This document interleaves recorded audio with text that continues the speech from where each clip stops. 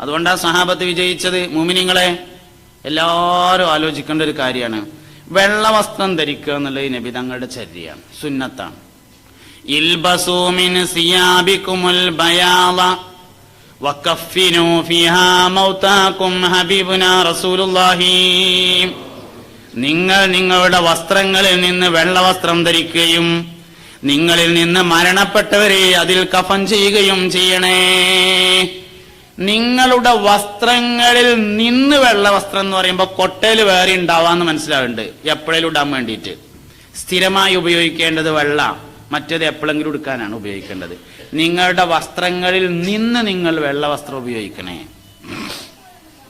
ഒറ്റ വെള്ളക്കുപ്പായം ഇല്ലാത്തവര് ഇന്ന് എന്റെ പ്രസംഗം കേട്ടിട്ട് പുണ്യനബിയോടുള്ള ഇത്തിബായിനെ വിചാരിച്ചിട്ട് ഒരു വെള്ളക്കുപ്പായെങ്കിലും നിങ്ങൾ വാങ്ങണം.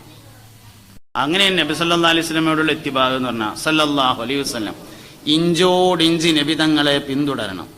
ഇഞ്ച് ചാണോട് ചാണ് പിന്തുടരണം. അത് വളരെ പ്രധാനപ്പെട്ട ഒരു കാര്യമാണ്.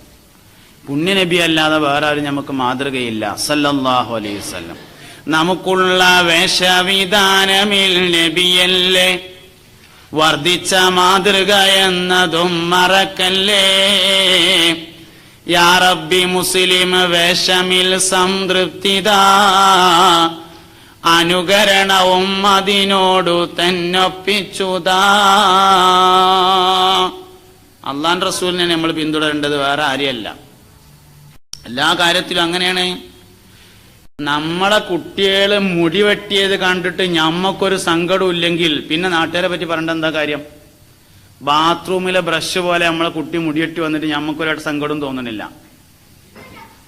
നമ്മൾ ആരെ അനുഗമിക്കുന്നത്? നമ്മൾ ആരെ അനുകരിക്കുന്നത്? പരിശുദ്ധമായ ഇസ്ലാമിന് അതിൻ്റെതായ സംസ്കാരമുണ്ട്, സ്വഭാവമുണ്ട്, സംസാരമുണ്ട്. എല്ലാരും പറയും പോലെ പറയാ, എല്ലാരും ചെയ്യണമാതിരി ചെയ്യാ, എല്ലാരും ചിന്തിക്കുന്നത് പോലെ ചിന്തിക്കുക. അതല്ല മുഅ്മിന്റെ സ്വഭാവം. വേറുള്ളവരെ പറ്റി വിലയിരുത്താൻ എളുപ്പമാണ്, അവനാനെ പറ്റി ഒന്ന് വിലയിരുത്തണം. എല്ലാ വെള്ളിയാഴ്ചയും ഉമർ ഖത്താബിന്റെ പേര് നമ്മൾ കേൾക്കുമല്ലോ.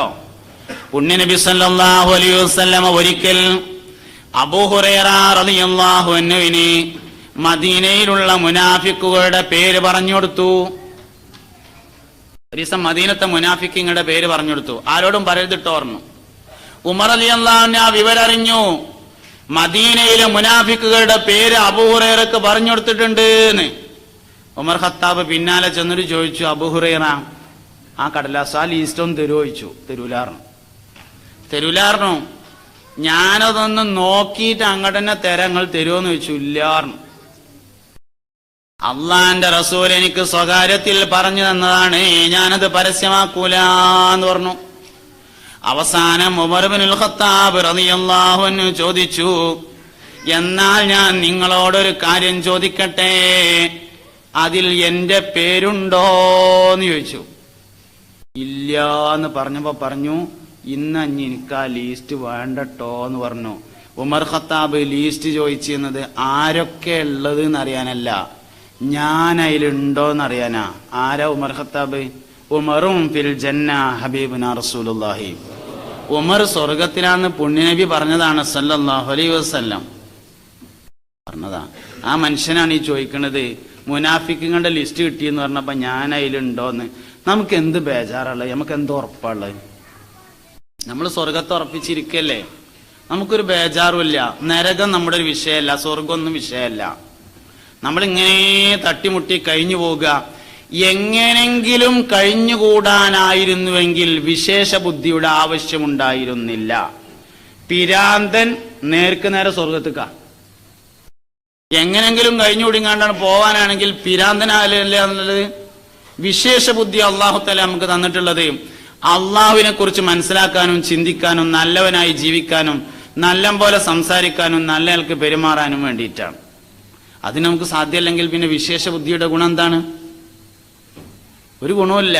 അതുകൊണ്ട് നന്മയെക്കുറിച്ച് മാത്രമാണ് നമ്മൾ ചിന്തിക്കേണ്ടത്, നല്ല രൂപത്തിൽ മാത്രമാണ് ജീവിക്കേണ്ടത്.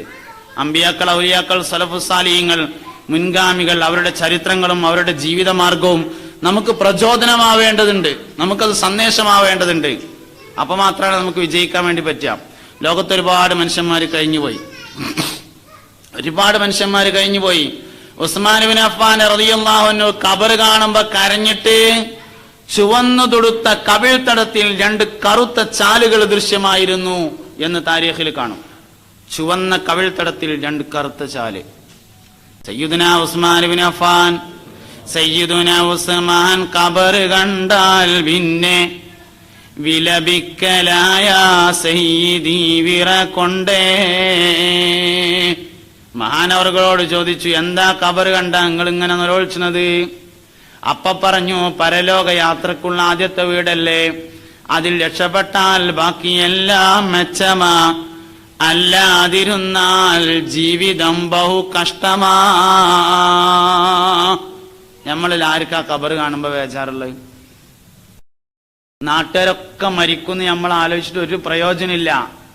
നമ്മൾ മരിക്കുമെന്ന് നമ്മുടെ കൽബിൽ വന്നാൽ മാത്രമേ കാര്യമുള്ളൂ. ഒരുപാട് ആളുകൾ മരിച്ചു എന്ന് നമ്മൾ ആലോചിച്ചിട്ട് പ്രയോജനമില്ല. ഞാൻ മരിക്കും, നിങ്ങൾ മരിക്കും, നമ്മൾ മരിക്കും, നമ്മളെയും കുളിപ്പിക്കും, നമ്മളെയും കഫൻ ചെയ്യും, നമ്മളെയും കട്ടിലെറ്റിയിട്ട് ഇങ്ങനെ പള്ളിക്കാട്ടേക്ക് ഇങ്ങനെ കൊണ്ടുപോയിട്ട് കബറടക്കിയിട്ട് ഓരോണ്ട് പോന്നാല് 3 ദിവസം നമ്മളെ പറ്റി ഇങ്ങനെ ആലോചിക്കും. മെല്ലെ മെല്ലെ നമ്മളെ അവർ മറന്നുകൊണ്ടിരിക്കും. നമ്മളും മാലാഖമാരും അള്ളാഹുവും മാത്രമുള്ള ഒരു ലോകത്തേക്ക് ഒറ്റപ്പെടും. ഇവിടുത്തെ ഒരു ദിവസം അവിടുത്തെ 50,000 ദിവസമായിരിക്കും. മുഅ്മിനീങ്ങളെ, റമദാൻ മാസം വരികയാണ്. ഖബറിലെ കൂട്ടുകാരൻ ഖുർആനാണ്. ഖബറിലെ കൂട്ടുകാരൻ ഖുർആനാ.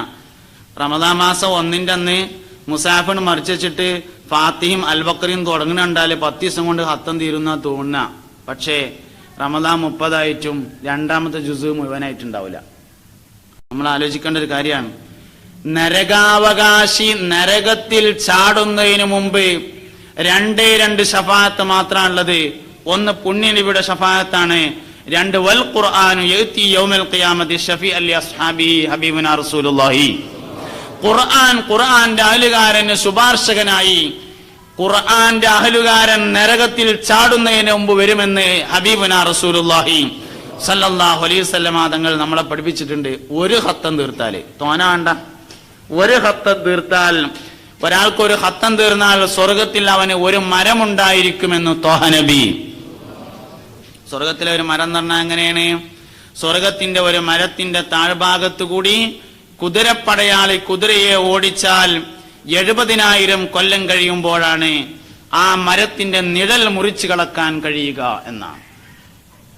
ഒരാളൊരു ഖത്തം തീർത്താൽ അല്ലാഹു തആല ഒരുപാട് കൂലി ഓഫർ ചെയ്തിട്ടുണ്ട്. നമുക്ക് ഒരുപാട് കൂലി ഓഫർ ചെയ്തിട്ടുണ്ട്.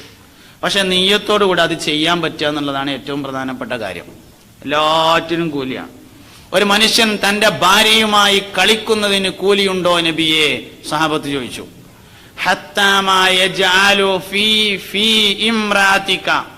നീ നിന്റെ ഭാര്യയുടെ വായിലേക്ക് 1 ഉരുള ചോറെടുത്തിട്ട് അതിങ്ങനെ വെച്ചു കൊടുത്താൽ നിന്റെ റബ്ബ് അതിന് കൂലി നൽകുന്നതാണെന്ന് ത്വാഹ നബി സല്ലല്ലാഹു അലൈഹി വസല്ലം തങ്ങൾ പഠിപ്പിച്ചിട്ടുണ്ട്. നമ്മൾ കിട്ടാണ്ട്, പക്ഷെ നമ്മൾ ആ ഫോം പൂരിപ്പിക്കാൻ നമ്മൾ തയ്യാറായാൽ മതി. നമ്മൾ ആ സ്വർഗത്തിനുള്ള അപേക്ഷാ ഫോം ഒന്ന് പൂരിപ്പിക്കാൻ തയ്യാറായാൽ മതി. അതിനാദ്യം സ്വർഗം നമ്മുടെ ഒരു ചിന്താ വിഷയമായി മാറണം. അപ്പോഴേ സാധ്യമാവുള്ളൂ. സ്വഹാബത്ത് എപ്പോഴും നബി തങ്ങളോട് ഇങ്ങനെ സ്വർഗത്തെ പറ്റി ചോദിക്കും. ഒരു സഹാബി വന്നിട്ട് ചോദിച്ചു, നബിയെ സ്വർഗത്തിൽ കുതിര ഉണ്ടാവോ എന്ന് ചോദിച്ചു. ഉടനെ എടുത്ത വായിക്ക് പറഞ്ഞു, വലക ഫിൽ ജന്നത്തി ഖൈൽ, അനക്ക് സ്വർഗത്തിൽ ഒരു കുതിര ഉണ്ട് പറഞ്ഞു. ഓരോ സമയത്ത് ഓരോ കിട്ടലാണത്. ഓരോ സമയത്തുള്ള ഓരോ കിട്ടലാണ്. നിനക്ക് സ്വർഗത്തിൽ ഒരു കുതിര ഉണ്ട് എന്ന് പറഞ്ഞാൽ കുതിര ഉണ്ട് എന്നുള്ളതല്ല പ്രധാനം, സ്വർഗത്തിൽ എത്തുമെന്നതാണ് പ്രധാനം. സ്വർഗത്തിൽ എനക്കൊരു മരം ഉണ്ട് എന്ന് പറഞ്ഞാൽ അവിടെ എത്തും എന്നുള്ളതാണ്. ഹുയല ആയി വസ്ത്രം നെരിയാണിക്ക് താഴെ വലിച്ചിഴച്ചവന്റെ വസ്ത്രം നരകത്തിലാണ് എന്ന് പറഞ്ഞാൽ അതിന്റെ അർത്ഥം ഓ നരകത്തിലാണ് തന്നെയാണ്. അല്ലാതെ അവന്റെ തുണി അയച്ചുകൊണ്ട് കൊണ്ടുപോയിടുന്നല്ല. സ്വർഗത്തിൽ ഒരാൾക്കൊരു മരം ഉണ്ട് എന്ന് പറഞ്ഞാല്, സ്വർഗത്തിൽ നിന്ന് നിനക്കൊരു കോപ്പ വെള്ളം കിട്ടും എന്ന് പറഞ്ഞാല് അതിന്റെ മാനവും സ്വർഗത്തിൽ എത്തുന്ന. അതുകൊണ്ടാണ് സഹാബത്തിന് സന്തോഷമായത്. വേറൊരു സഹാബി വര്യൻ വന്നിട്ട് ചോദിച്ചു, അല്ലാഹുവിന്റെ റസൂലേ സ്വർഗത്തിൽ കുതിരയുണ്ടോ? നബി തങ്ങൾ പറഞ്ഞു, സ്വർഗത്തിൽ കുതിരയുണ്ട് സഹാബ. സ്വർഗത്തിലെ കുതിരയുടെ പ്രത്യേകത അതിന് ചിറകുണ്ടായിരിക്കുമെന്നും അതിന്റെ കണ്ണെത്തുന്ന ദൂരത്തേക്ക് കാലെത്തുന്നതുമാണെന്നതാണ് സ്വർഗത്തിലെ കുതിരയുടെ പ്രത്യേകത എന്ന് ഹബീബുനാ ത്വാഹ നബി. അവരെപ്പോഴും നബിനോട് സ്വർഗത്തെ പറ്റി ഇങ്ങനെ ചോദിക്കും. കാരണം അവരുടെ ചിന്തയിൽ എപ്പോഴും സ്വർഗം നിറഞ്ഞു നിന്നിരുന്നു. എപ്പോഴും സ്വർഗം ഇങ്ങനെ നിറഞ്ഞിരുന്നിരുന്നു. അതുകൊണ്ടാണ് അവർക്ക് ശുഹദാക്കന്മാരെ കൂട്ടത്തിൽ പെടാൻ ആഗ്രഹം വന്നത്. സ്വർഗം എപ്പോഴും ഇങ്ങനെ കണ്ണ് കാണുന്ന മാതിരിയാണ്. നമുക്ക് സ്വർഗം ഒരു ചിന്താ വിഷയമല്ല, സ്വർഗാവകാശികൾ ഒരു ചിന്താ വിഷയമല്ല, നരകവും നമുക്കൊരു ചിന്താ വിഷയമല്ല. ജീവിതത്തിൽ ഏറ്റവും കൂടുതൽ പേടിക്കേണ്ടത് നരകാണ്, ഏറ്റവും കൂടുതൽ ആഗ്രഹിക്കേണ്ടത് സ്വർഗാണ്. നരകത്തിലെ ഏറ്റവും ചെറിയ ശിക്ഷ തീയിന്റെ ഒരു ചെരിപ്പ് ധരിപ്പിക്കലാണെന്നും യഗ്ലി മിൻഹുമാ ദിമാഉഹു, അത് കാരണം അവന്റെ തലച്ചോറിങ്ങനെ പതച്ചൊലിക്കുമെന്നും, ഈ നരകത്തിൽ അല്ലാഹു തആല എല്ലാ ശിക്ഷയും കൂടിയും കൊടുത്തിട്ടുള്ളത് ഒരാൾക്കാണ്, അത് എനിക്കാകുന്നു എന്ന് അവന് ഫീൽ ചെയ്യുമെന്നുമാണ് ഹബീബുനാ റസൂലുള്ളാഹി സല്ലല്ലാഹു അലൈഹി വസല്ലം തങ്ങൾ നമ്മളെ പഠിപ്പിച്ചിട്ടുള്ളത്.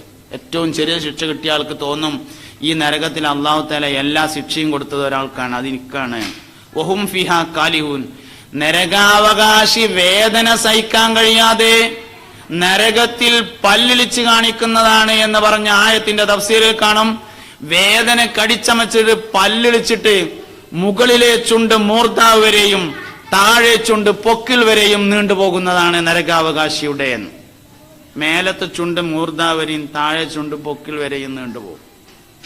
ഇന്നഹാ സഅത്ത് മുസ്തഖറൻ വ മുഖാമ, അല്പസമയം പോലും ഒരു മനുഷ്യന് ചെലവഴിക്കാൻ പറ്റാത്ത വീടാണ് നരകം എന്ന് പറയുന്നത്. ഒരല്പസമയം അസ്ഹാബുൽ ആറാബ് എന്നൊരു കൂട്ടരുണ്ടാവും. നരകത്തിന്റെയും സ്വർഗത്തിന്റെയും നടുവിൽ കുറച്ച് സ്ഥലം ഉണ്ട്, അവിടെ നിൽക്കുന്ന ആൾക്കാർ ഒറ്റ പ്രാവശ്യമാണ് നരകത്തിലേക്ക് നോക്കുക എന്നാണ്. ഒരു പ്രാവശ്യം നരകത്തിലേക്ക് നോക്കും, പിന്നെ സ്വർഗത്തിലേക്ക് മാത്രം നോക്കിയിട്ട് ഇങ്ങനെ നിൽക്കുമ്പോ അല്ലാഹു തആല ചോദിക്കും, എന്താ മനുഷ്യന്മാരെ നിങ്ങൾ ഇങ്ങനെ ഇങ്ങോട്ട് ബാക്കിലേക്ക് നോക്കാത്തതെന്ന് ചോദിക്കുമ്പോ അവർ പറയും, പഠിച്ചോനെ ഞങ്ങൾക്ക് അങ്ങോട്ട് പോകാനാണ്, എന്നാ പൊയ്ക്കോളി എന്നറിയും. അങ്ങനെ അവരെ സ്വർഗത്തിലാക്കും. പിന്നെ അവരെന്തിനാ അവിടെ നിർത്തിയത്? ഒരു പ്രാവശ്യം നരകം കാണിച്ചു കൊടുക്കാനാണ്. ഒറ്റ പ്രാവശ്യം കാണുമ്പോഴേക്ക് തന്നെ അത് മതിയാകും എന്നതാണ് നരകത്തിന്റെ പ്രത്യേകത. ഒരു പ്രാവശ്യം കണ്ടാൽ തന്നെ മതിയാവും.